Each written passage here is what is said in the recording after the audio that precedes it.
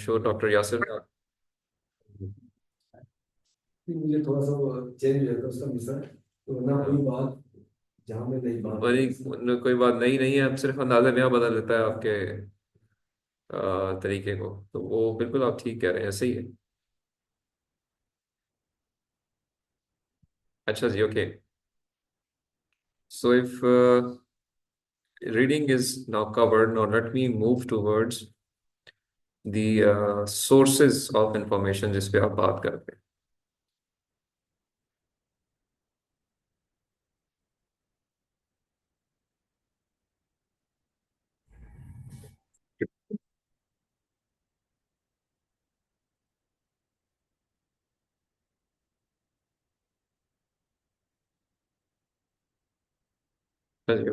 So it's visible here as well on board, online को भी visible है।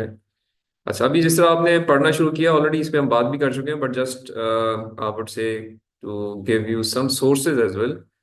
जो क्वालिटी इंफॉर्मेशन है वो हमने कहा था जी कि हमने जब एक्सप्लोर करनी है तो उसके मुख्तलिफ सोर्सेज हो सकती हैं। ये कुछ चीज़ें हैं जिनमें आप एक्सप्लोर करते हैं अपने रिसर्च पेपर्स को। लेकिन प्रॉब्लम क्या है कि जो आपकी इंटरनेट पे बहुत सारी रिसोर्सेज है ना, they have some issues. Like they do not have quality control, कुछ और अथॉरिटी या ऑथेंटिकनेस के इश्यूज हैं। बहुत सारी चीज़ें रिव्यू नहीं होती हैं, रेलेवेंस नहीं होती है, इंफॉर्मेशन ओवरलोड भी होती है। और मैंने आपको कहा भी था, लाइक एक बड़ी फेमस कोट है इंटरनेट के ऊपर जो है ना, एवरीथिंग या most of the things are opinions and generally sources do not matter. Whereas research जो है इसका कॉन्ट्रेरी है। ठीक है। तो जब रिसर्च, अब से आपने एक चीज सर्च की इंटरनेट के ऊपर सिंपल प्रोजेक्ट मैनेजमेंट के नाम से, तो जनरली आप देखेंगे कि अब ये एक पुरानी सर्च है, यहाँ पे आपको तकरीबन 3 मिलियन के करीब सर्च रिजल्ट्स नजर आ रहे हैं। आजकल हो सकता है 3 बिलियन सर्च रिजल्ट्स नजर आए अगर आप सिंपल गूगल पे सर्च करोगे। इसलिए हम करते क्या है कि हम जनरली चीज़ों को नहीं ढूंढते, बल्कि हम कुछ स्पेसिफिक सोर्सेज के ऊपर जाते हैं। तो हम इंटरनेट को कंट्रोल्ड इकोनॉमिक सोर्सेज के साथ फिगर आउट करते हैं। अब उसमें कुछ सर्च ओपिनियंस या ऑप्शंस हैं जिनको हमने देखना चाहिए। और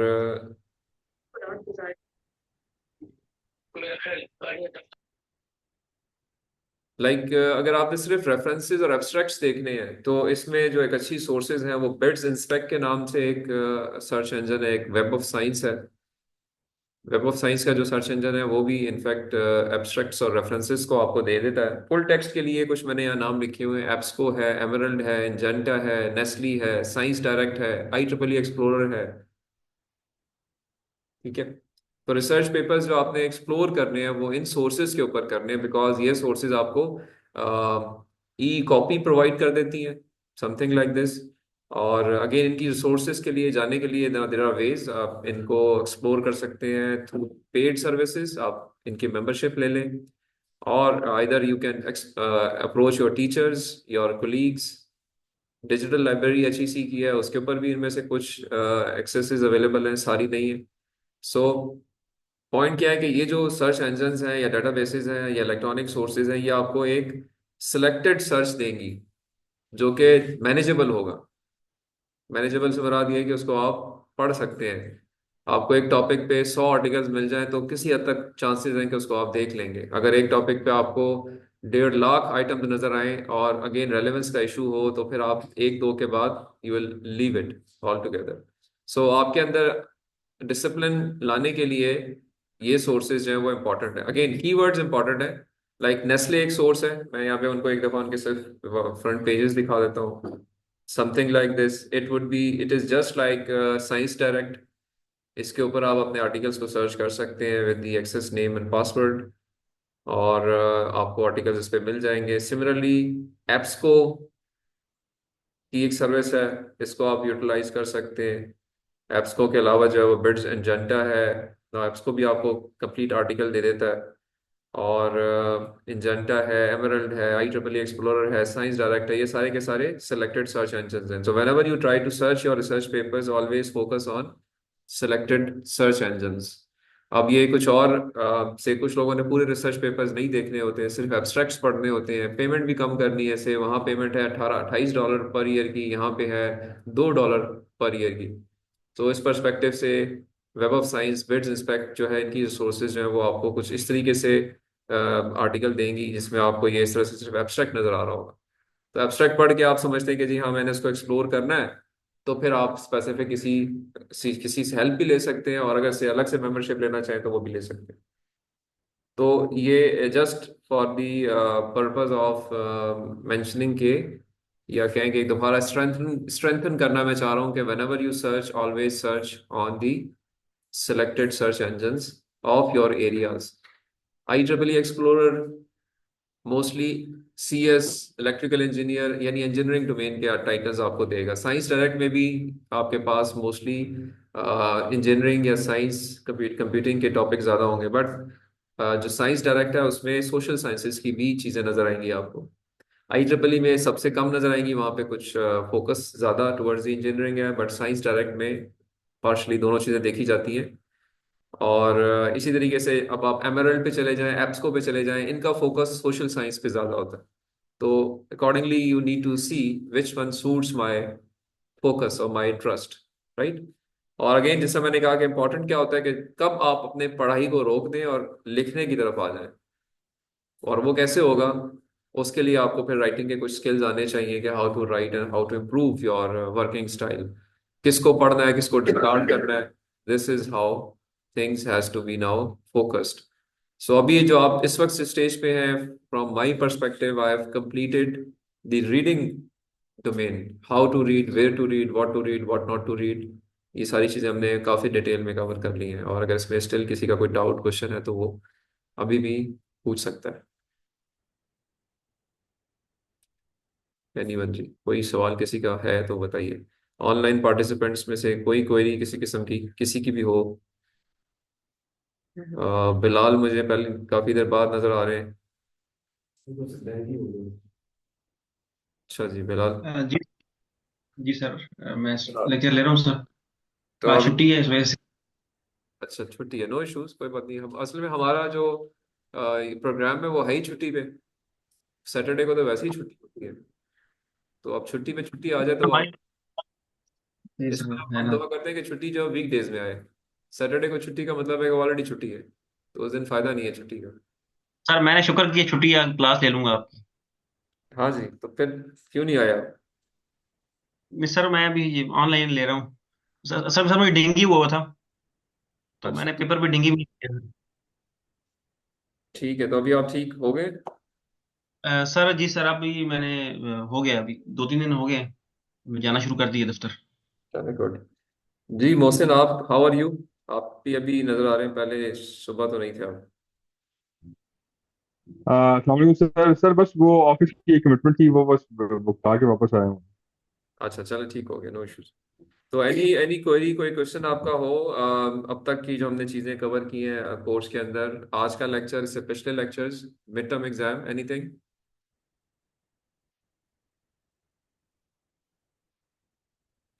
जी ऑनलाइन आप में से किसी को कोई इशू नहीं है? All well? सर ये लास्ट लेक्चर मैंने लिया था, जो रिकॉर्डेड वीडियोस थी ना वो मैंने देखी थी, तो उस पर डिस्कस हो रहा था ये जो आरसीव है, आर्काइव्स का रेफरेंसिंग के हवाले से sir.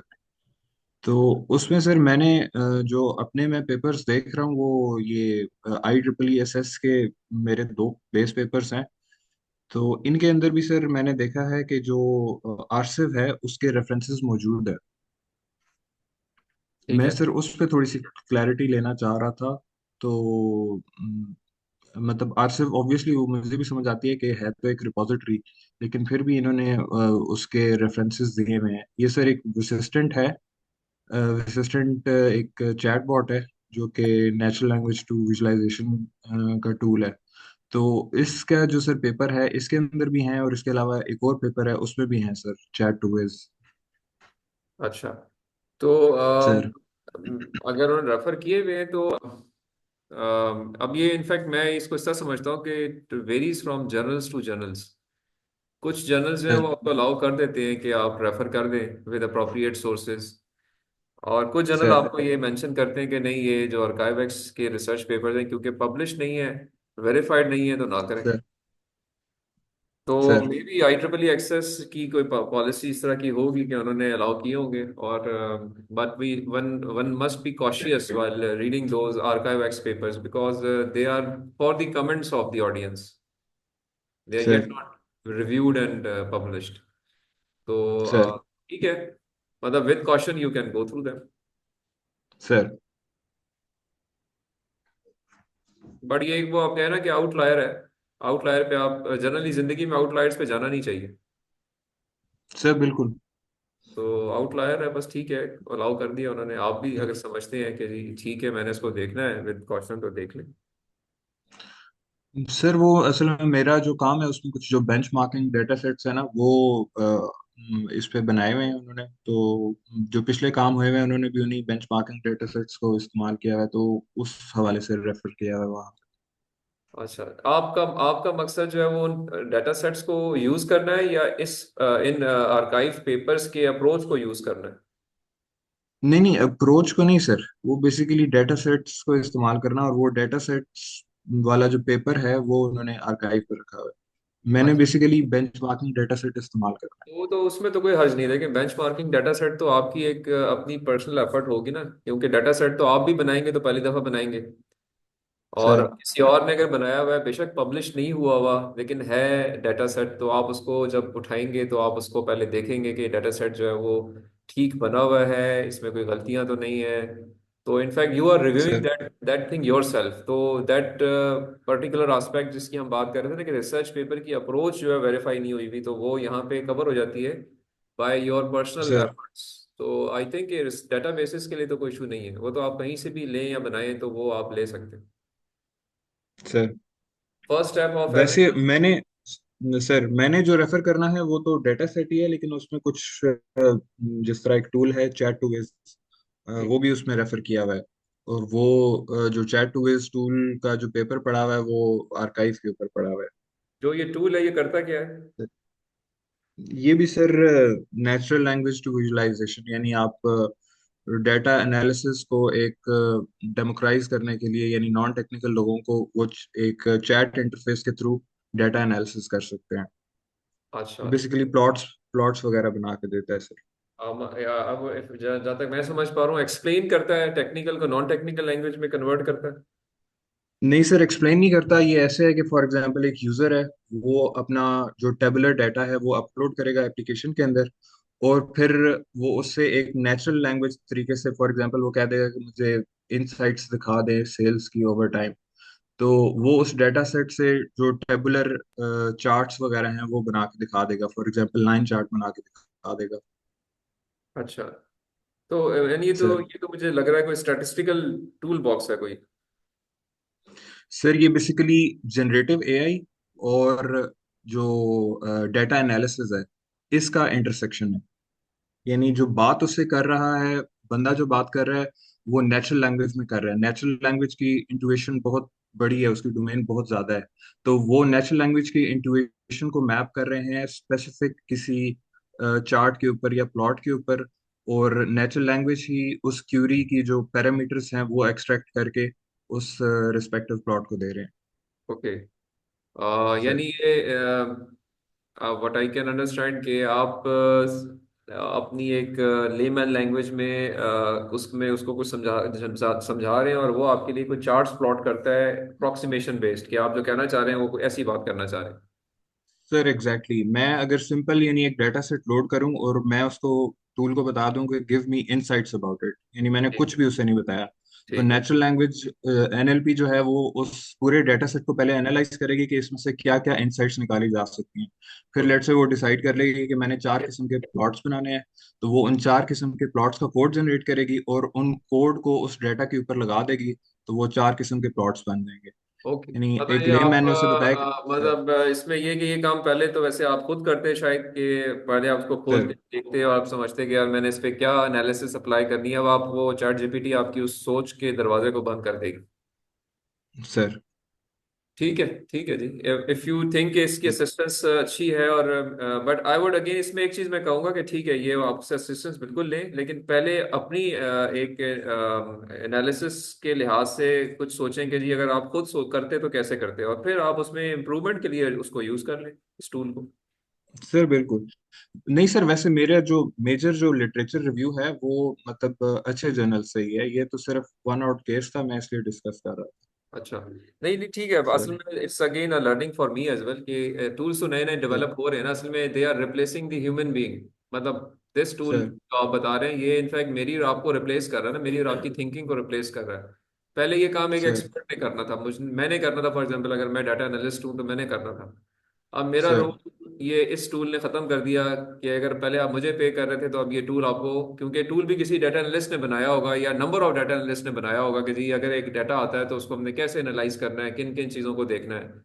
I am sure sir वो बिल्कुल। डाटा पहले खोलते होंगे, उस पे वो पहले उस डाटा की एक फीचर एनालिसिस करते होंगे, क्लीनिंग करते होंगे, फिर अल्टीमेटली कुछ कोरिलेशन निकालते होंगे, मतलब बहुत सारी चीज़ें देखते हुए फिर based on the personal experiences of various researchers उसने कुछ आउटपुट्स जनरेट करने का एक सिस्टम बनाया होगा।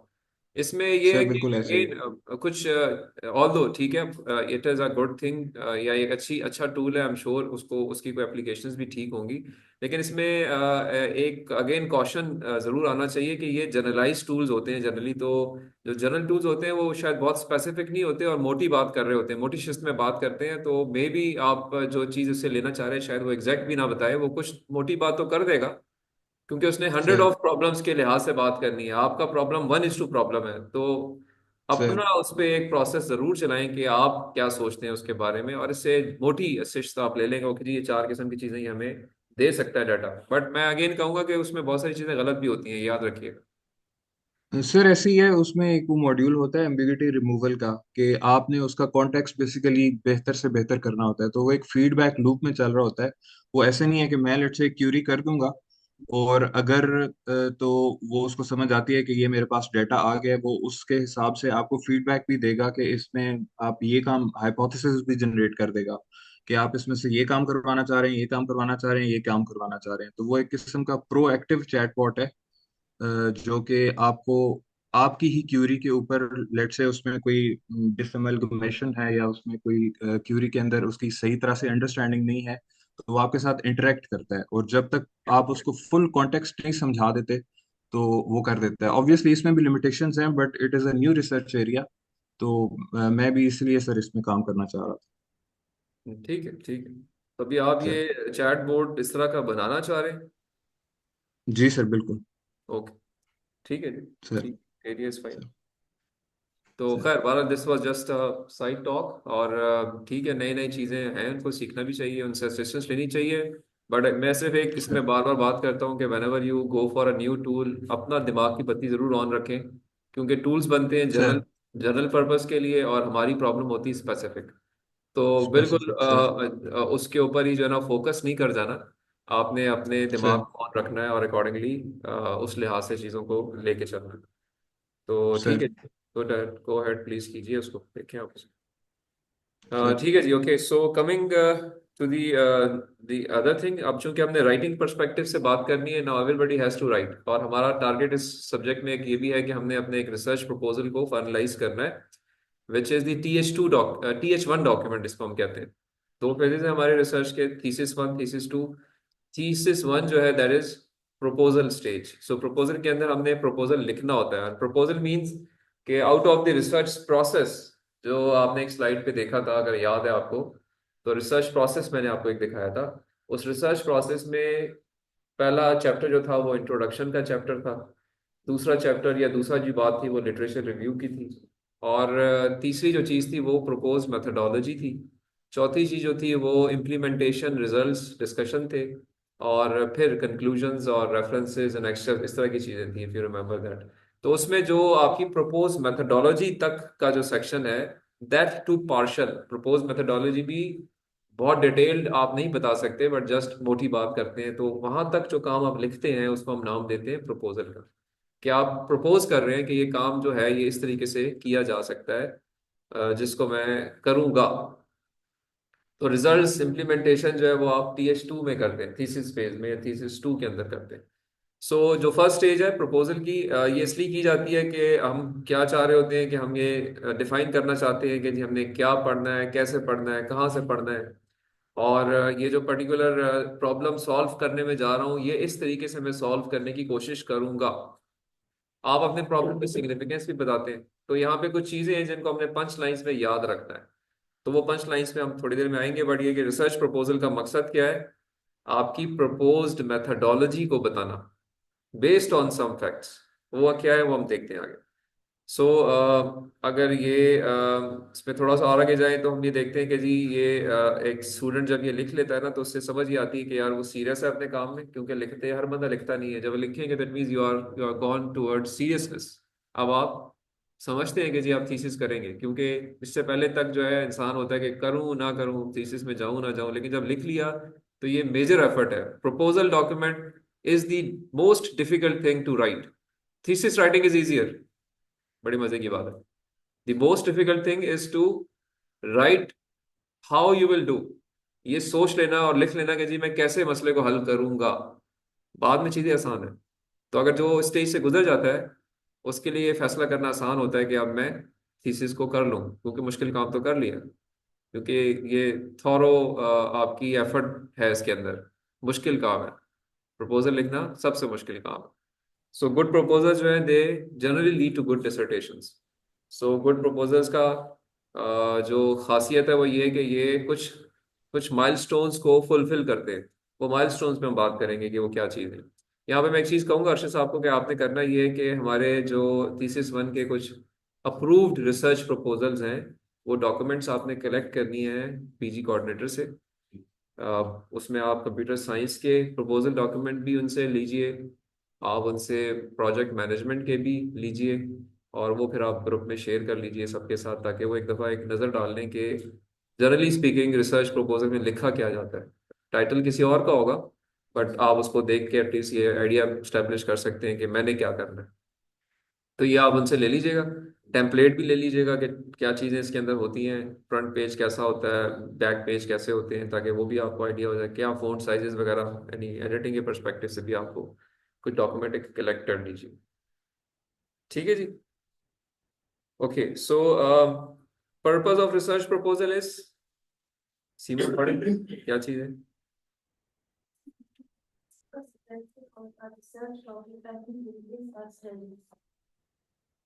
ठीक है, और Helps organize research in a logical manner and in a way that modern department requires. सारी चीजें समझ आ रही है ना, सादी अंग्रेजी लिखी हुई है, कहीं कोई चीज समझ ना आए तो बताइए। तीसरा टॉप पॉइंट क्या है। Research is given sometimes best decision that can come from writing a proposal is a decision not to proceed. Not to proceed. और लास्ट चीज क्या है। Or funding is required. मैंने आपको एक दफा बीच में एक लेक्चर में बताया था कि जो प्रपोजल फॉर फंडिंग है वो सिमिलर होते हैं फॉर प्रपोजल फॉर रिसर्च। और आपने एक कंपैरिजन शायद ड्रॉ भी किया था, एक मैंने आपको टास्किंग की थी कि जी ये कुछ ऑप्शंस जाके देखनी है और उनको आपने एक्सप्लोर करना है और एक कंपैरिजन ड्रॉ करना है कि फंडिंग प्रपोजल्स इस तरह के होते हैं, रिसर्च प्रपोजल इस तरह के होते हैं। तो both are the similar. Budgeting एक खास चीज़ है जो कि बजट्स जब पूछे जाते हैं वो फंडिंग प्रपोजल्स में डाले जाते हैं। यहाँ पे बजटिंग जनरली नहीं होती है, but rust everything is same.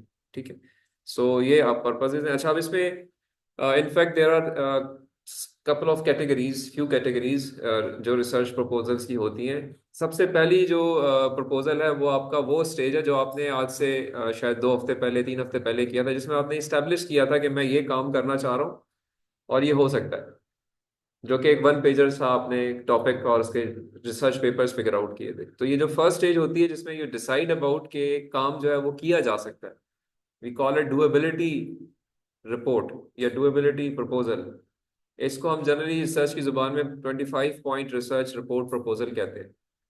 छोटा सा एक डॉक्यूमेंट बना लेना कि जी मैं ये काम करना चाह रहा हूँ और ये हो सकता है। और अभी जिस पे आप काम करेंगे this we call as 100 point masters thesis proposal.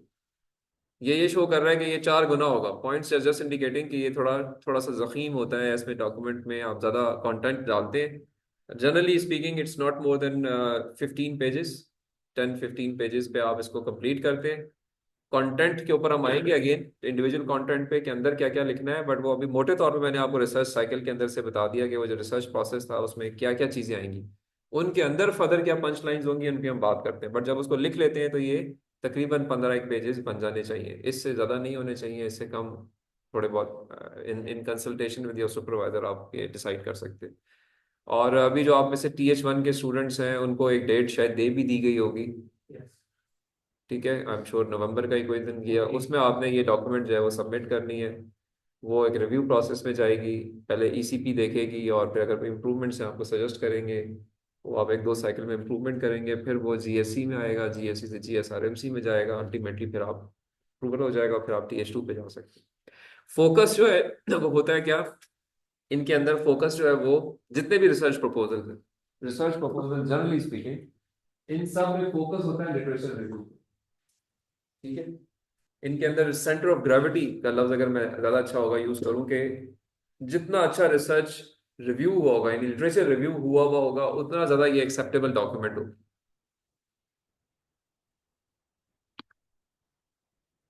ठीक है जी। तो फोकस हर रिसर्च प्रपोजल में, चाहे वो रिसर्च रिपोर्ट का पहला प्रपोजल है, उसमें भी आपको याद है कि मैंने फोकस किया था जी पेपर दिखाएं, कौन से पेपर्स आपने देखे, ठीक है। तो मेरी जो ड्यूरेबिलिटी की एनालिसिस थी वो आपके पेपर्स देख के थी कि जी ओके जी ये पेपर इसने निकाल लिया, ये बेसलाइन पेपर है, तो नाउ ही और शी कैन डू इट, थोड़ा इनको आइडिया हो जाएगा, ठीक है।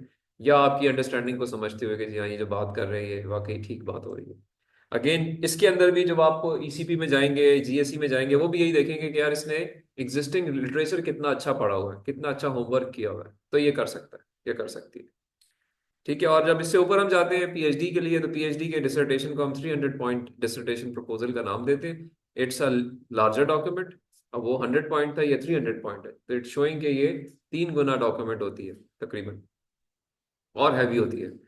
और इसमें भी अगेन वो स्टेज तक आने के लिए आप एक प्री प्रपोजल भी देते हैं समटाइम्स, एक प्री डिफेंस भी देते हैं, फिर एक्चुअल डिफेंस पे आते हैं। तो स्टेजेस लोग इसलिए डालते हैं कि चीज़ इंप्रूव कर जाए। और जनरली स्पीकिंग PhD के अंदर पहले 2 से 3 साल तो लोग सिर्फ पढ़ते हैं और अपने आप को उस थ्रेशोल्ड पे लेके जाते हैं जो कि दुनिया की नॉलेज का लिमिट है। सो अराउंड 3 साल के बाद, 2 से 3 साल के बाद फिर एक्चुअल आप काम अपना शुरू करने की कोशिश करते हैं, ताकि कोई ऐसी चीज रह ना जाए, कल को ये ना कहे यार कि ये काम तो जो है वो जरूरी नहीं था, तो पहले से हुआ हुआ सब कुछ। तो you have to be very sure, so you read and read and read. तो PhD प्रपोजल जो है वो उससे ज्यादा लेंथी होता है। Now here comes the content of research proposal. जी any question from the online participants, आप मेरी बात सारे सुन पा रहे हैं ना? जी सर, यस सर, हमने नो क्वेश्चन। जी सर बिल्कुल। जी ओके, कोई कोई क्वेरी या सवाल तो नहीं है आप लोगों का?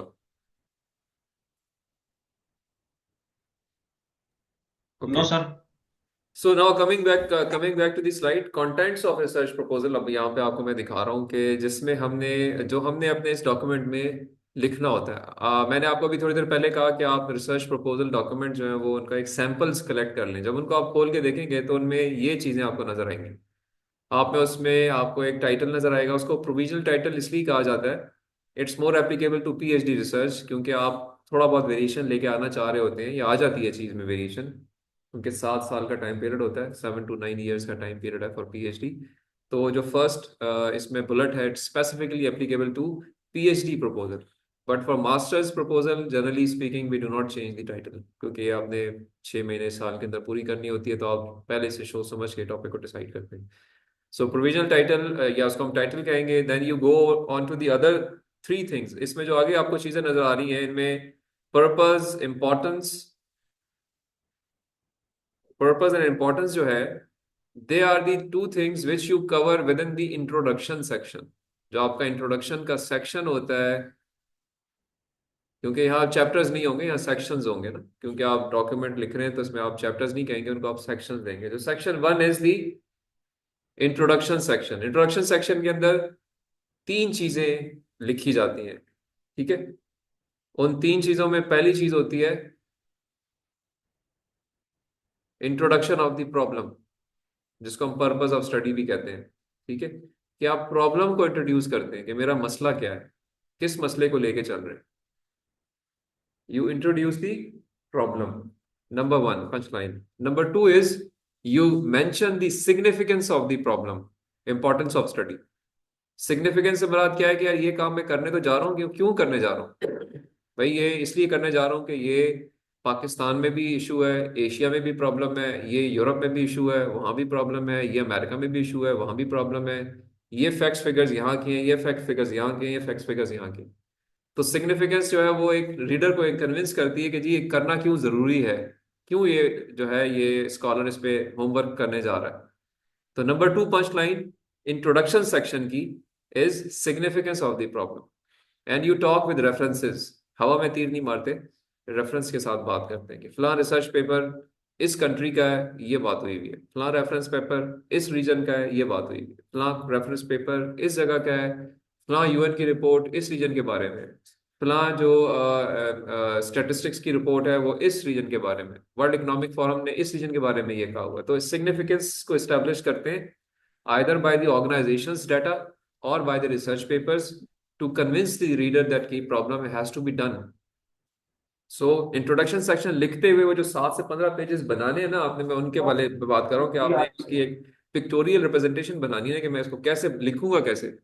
तो आपने पहली बातें लिखनी है, पहले 2-4 पैराग्राफ लिखने हैं प्रॉब्लम को इंट्रोड्यूस करते हुए, दूसरे 2-4 पैराग्राफ लिखने हैं सिग्निफिकेंस को एस्टेब्लिश करते हुए, और फिर आप इसी सेक्शन के अंदर आखिरी चीज जो लिखते हैं you also introduce your solution. You introduce your solution, introduction है ना, तो आप डिटेल्स नहीं बताते, सिर्फ मुतारिफ करते हैं कि जी मैं अब इस मसले को ऐसे हल करने की कोशिश करूंगा। तो ये 3 चीजें आपने इंट्रोडक्शन सेक्शन में लिखनी होती हैं, और generally speaking this goes beyond 2 pages, 2-2.5 pages पे आप इसको कवर कर लें। ठीक है, देन कम्स दी, यहाँ जो फोर्थ बुलेट है, relationship to previous work. This is in fact the literature review. तो you write the literature review section, और लिटरेचर रिव्यू सेक्शन में रिसर्च प्रपोजल में एक रूल ऑफ थंब है कि तकरीबन 15 रिसर्च पेपर्स आपको डिस्कस करने चाहिए, around 15 research papers which are related to your proposed approach, your proposed solution must be discussed. And by discussing we mean we are discussing their methodology. Okay जी, ये paper है, ये सीमा ने लिखा है, इसने ये इस तरीके से उस मसले को हल किया है। ये पेपर है, अरशद साहब ने लिखा है, ये भी यही प्रॉब्लम को सॉल्व करता है, लेकिन इसका तरीका ये है, रिजल्ट्स ये आ रहे हैं, अच्छाइयाँ ये हैं, बुराइयाँ ये हैं, पॉजिटिव्स ये, नेगेटिव्स ये। एक और पेपर है, ये अहमद ने लिखा है, इसने भी उसी प्रॉब्लम को सॉल्व किया है, इसका अपना तरीका है, इसने ये अच्छाइयाँ ये बुराइयाँ हैं। सो इस तरह से आप 15 पेपर, तकरीबन मिनिमम नंबर बता रहा हूँ, 15 रिसर्च पेपर्स को जो कि रिलेटेड सोल्यूशंस हो, क्योंकि you are also giving a solution. Like अभी मैं एग्जांपल लूंगा उमैर की कि वो एक चैट बोर्ड बना रहे हैं, तो चैट बोर्ड पहली दफा तो नहीं बन रहे ना, बहुत दफा बन चुके हैं। तो वो सारे चैट बोर्ड्स जो इंपॉर्टेंट चैट बोर्ड्स हैं, नए भी पुराने भी, कुछ क्लासिकल होंगे जो 1950 में बने होंगे जहां से काम शुरू हुआ होगा, फिर कुछ हैं जो कि ग्राउंड ब्रेकिंग होंगे, 90s में बने होंगे, 2000 में बने होंगे, और एक है कुछ अभी लेटेस्ट लोग काम कर रहे हैं। तो ये एक मिक्स मैच बनाते हैं आप। और अगेन रूल ऑफ थंब है कि तकरीबन 20% of the references must be from the previous 2 years once you write the literature review. ठीक है, प्लस माइनस हो सकता है, बट 20% रेफरेंसेस जनरली, अगर आप 20 रेफरेंसेस दे रहे हैं तो कम से कम 4 रेफरेंस जो हैं वो 22, 23, 24 के होने चाहिए। ठीक है ना, हो कि सारे ही आप 1950-70 के रेफरेंस दे दें और नए कोई रेफरेंस ना हो, ये सारे ही नए दे दें, पुराने ना हो, पुराने भी होने चाहिए, क्योंकि वो आपकी एक ग्रेजुअल प्रोग्रेशन को शो कर रहा है कि दुनिया में कैसे तरक्की हो रही है। सो आई होप ये दो सेक्शंस की आपको एक आइडिया हो गया कि लिखना कैसे है। अब डेफिनेटली आपने अपने अपने लिहाज से सोचना है, तो आप अगर आपके पास पिक्चर हो दिमाग में कि मैंने इसमें क्या चीज़ किधर डालनी है, तो आप ज़्यादा बेहतर तरीके से अपनी चीज़ें इंसर्ट कर सकते हैं। सो हमने कहा कि लिटरेचर रिव्यू में आप बात करेंगे, और लिटरेचर रिव्यू के अंदर जो है आप ये तकरीबन 15 से 20 रेफरेंसेस रखेंगे जो कि रिलेटेड सॉल्यूशंस होंगे, और एक प्रोग्रेशन में बात करेंगे, पैराग्राफ्स के अंदर लिखेंगे। Again it can go beyond 2, 3, 4 pages, 5 pages पे जा सकता है। अब ये डिपेंड करता है कि आपने उसमें डिस्कशन कितनी डाली हुई है, तो वो आप शॉर्ट मुनासिब तरीके से आप उनको हैंडल करते हुए उन रेफरेंसेस को, जिसमें 20% नए रेफरेंसेस हों, कुछ पुराने हों, मिक्स हो, और आप उनको इसके अंदर डाल देंगे। तो ये आपका सेकंड सेक्शन बनेगा। अच्छा, इस सेक्शन के बाद before you go on to the propose methodology आप एक सब सेक्शन ऐड कर सकते हैं, क्योंकि जितने आपने अब लिटरेचर रिव्यू पढ़े हैं इनको पढ़ के आइडियली स्पीकिंग आपको फिगर आउट करना चाहिए कि इनमें कोई गैप्स तो नहीं है। ठीक है, there may be certain gaps, so there should be a sub section of gap analysis that. अब जारी बात है, आप इतने अच्छे इतने बड़े एस्टेब्लिश रिसर्चर्स तो नहीं है, तो अब आपने कुछ मोटी शिस्त भी रखनी है कुछ जगहों पे। कुछ आप हो सकता है आप में से बहुत अच्छे हो, बड़े क्लियर भी हो, वो कुछ स्पेसिफिक गैप्स भी निकाल सकते हैं क्योंकि जी इसमें एम्पेरिकल काम नहीं हुआ हुआ था, इसके अंदर जो है वो एक फला मैथमेटिकल इक्वेशन है वो यूज ही नहीं हुई हुई, या ये फला एरिया में अप्लाई ही नहीं हुआ हुआ। ठीक है, और कौन है कोऑर्डिनेटर? इशारे कर रहा है तुम्हें, आपको बुला रहा है, वो पेपर शेपर ले रहा है। हाँ जी, बात समझ आई। तो गैप्स क्या है जी, कि ऐसी चीजें जो आपने इन रिसर्च पेपर्स को पढ़ा है ना अभी, तो पढ़ के आपको पता चला यार कि फलां पेपर में कुछ कमी पेशी है, पेपर वाले ने खुद भी बताए होंगे, अपनी फ्यूचर डायरेक्शंस दी होंगी ना। तो जी ये भी एक इशू है जो नहीं हुआ हुआ, ये भी एक इशू है जो नहीं हुआ हुआ। हो सकता है एक ने जो 1960 में काम किया था 1990 में हैंडल हो गया है, 90 वाले ने नया काम दिया है जो 2020 में हो गया, बट 2020 में एक और है जो अभी तक नहीं हुआ हुआ। तो वो गैप्स जो है आप करंट सिनेरियो के लिहाज से आप 3 4 5 गैप्स जो है वो उसका एक सब सेक्शन लिखते हैं आफ्टर। इसके बाद मेथोडोलॉजी से पहले लिखते हैं सर, मेथोडोलॉजी अभी आई नहीं है लिटरेचर रिव्यू के सब सेक्शन में कि जी there is following are the gaps. So gap analysis आप एक अलग से सेक्शन भी बना सकते हैं, बट उसके अंदर भी लिख सकते हैं सब सेक्शन में कि गैप एनालिसिस करेंगे आप। गैप एनालिसिस हो गई। अब गैप एनालिसिस की बेस के ऊपर आप अपने रिसर्च क्वेश्चंस डिफाइन करते हैं। यार ये सारे गैप्स हैं, बट मैंने ये सारे गैप्स तो मैं इतना सुपरमैन तो नहीं हूं कि मैं 5 10 15 चीजें सॉल्व कर लूंगा, मैं इनमें से 2 चीजें सॉल्व कर सकता हूँ। अपने प्रॉब्लम को आप लिंक करेंगे ना, कि अपने सोल्यूशन को लिंक करेंगे, जो आप सोल्यूशन देना चाह रहे हैं वो आप किसी 2 3 गैप्स को हैंडल करना चाह रहे हैं, तो उनके लिए आप फिर रिसर्च क्वेश्चंस लिखते हैं। Again this comes with in your literature review section, और मे बी अनदर सेक्शन जिसमें आप लिखेंगे जी कि ये मेरे एक और सब सेक्शन बना लें। ओके जी, रिसर्च क्वेश्चंस आ गए। रिसर्च क्वेश्चंस 3 4 रिसर्च क्वेश्चंस होंगे। रिसर्च क्वेश्चंस की बेस पे आप अपने रिसर्च ऑब्जेक्टिव्स बनाएंगे कि अब ये क्वेश्चंस हैं, इनके जवाब मैंने देने हैं, तो मेरे लिए टारगेट क्या है। पहला टारगेट ये है, दूसरा ये है, तीसरा ये है। Objectives are the targets which you set for you. ऐसे ही है। सो गैप एनालिसिस आ गई, रिसर्च क्वेश्चंस आ गए, फिर क्या आ गया, रिसर्च ऑब्जेक्टिव्स आ गए।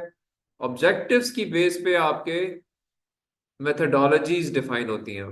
ऑब्जेक्टिव्स आ गए ना, अब आएगी आपकी propose methodology, the next section, जिसमें आप you may start with a block diagram कि जी ये अप्रोच मैं यूज करूंगा। You may start with hypothesis of your proposal research objectives के मेरे hypothesis based on my objectives ये होंगे 3 4 5।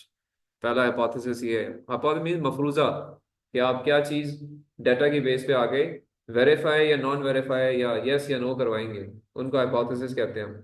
तो वो आपके रिसर्च में आपके प्रपोज मेथडोलॉजी का हिस्सा होते हैं। प्रपोज मेथडोलॉजी आप लिखते हैं आफ्टर दी लिटरेचर रिव्यू, ये सारे काम करने के बाद तो वहां पे ये सारी चीजें फिर आप सुटेबली इंक्लूड करेंगे। आप you can make a block diagram and then discuss the modules of that block, कि जी पहला मॉड्यूल डाटा कलेक्शन का है, दूसरा डाटा क्लीनिंग का है, तीसरा जो है उसमें कोई लर्निंग एनालिसिस करनी है, फिर मैंने कोई एआई का मॉडल अप्लाई करना है, फिर मैंने रिजल्ट्स लेने हैं। तो वो आपका प्रपोज मेथडोलॉजी आ जाएगा। अच्छा, एक चीज ध्यान में रखें, रिसर्च मेथडोलॉजी और इम्प्लीमेंटेशन मेथडोलॉजी में एक फर्क होता है, याद रखना।